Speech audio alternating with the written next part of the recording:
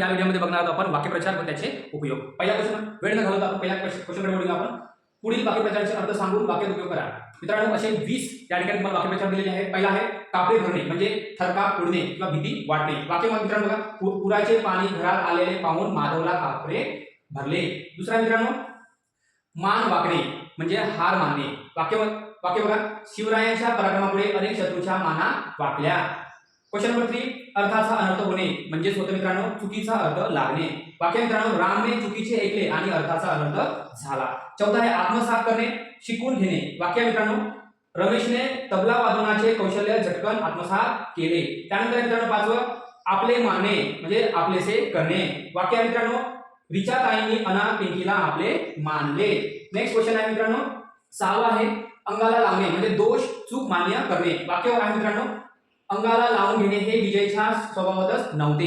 Next question आहे अंगावर घेणे म्हणजे जबाबदारी स्वीकारणे। वाक्य विलासराव गावातील प्रत्येक कार्यक्रम आपल्या अंगावर घेत व ती पूर्ण करून दाखवत। कंठस्थान घालणे म्हणजे जीवे मारणे किंवा ठार मारणे।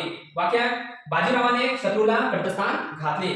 नेक्स्ट आहे खस्ता खाणे म्हणजे खूप कष्ट करणे, खूप हालअपेष्टा सोसणे किंवा श्रम करणे। वाक्य आहे मित्रांनो मुरलीला शिकवण्यासाठी गरीब शामरावांना खस्ता घाला खाव्या लागल्या।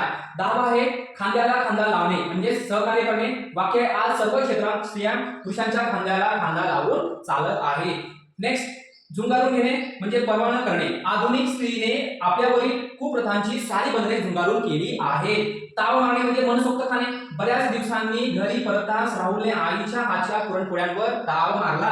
थापा मारणे म्हणजे होते मित्रांनो खोट्या नाट्या गोष्टी सांगणे। आणि वाक्य आहे नाटकात भाग घेण्यासाठी रमाने सरांसमोर थापा मारल्या। दाल देणे म्हणजे होते प्रशंसा करणे। वाक्य आहे वरुणने एवढी छान गिटार वाजवली की पर्यवेक्षकांनी त्याला दाद दिली। त्यानंतर आहे फिरकी घेणे म्हणजे थट्टा उडवणे। आलोकने अभ्यासातील प्रश्न विचारून प्रतीकची फिरकी घेतली। बेतावर पाणी पडणे म्हणजे बेत फसणे रद्द होणे। वाक्य आहे पाहुण्यांचे अचानक आगमन होताच आमच्या बाहेर जाण्याच्या बेतावर पाणी पडले। माशा मारणे म्हणजे वेळ फुकट घालवणे। सहलीला सोबत येणारा महेश येईपर्यंत आम्ही स्टेशनवर माशा मारत बसलो। त्यानंतर मित्रांनो 18वा क्वेश्चन आहे कटाक्ष असणे म्हणजे लक्ष असणे। मुलं घराजवळ खेळत आहेत ही की नाही याकडे आईचा कटाक्ष असे। कडूस पडणे म्हणजे संध्याकाळ होणे। कडूस पडू लागताच गाई गुरं घराकडे परतली। कानोसा घेणे म्हणजे अंदाज घेणे। जंगलातून जाताना अंधार पडल्याने साहेब कानोसा घेऊन पुढे जात होते। मित्रांनो हे 20 क्वेश्चन खूप महत्त्वाचे आहेत। तुम्ही याचा अभ्यास करा आणि 2 मार्क्स मिळवा। तोपर्यंत नमस्कार, थँक्यू।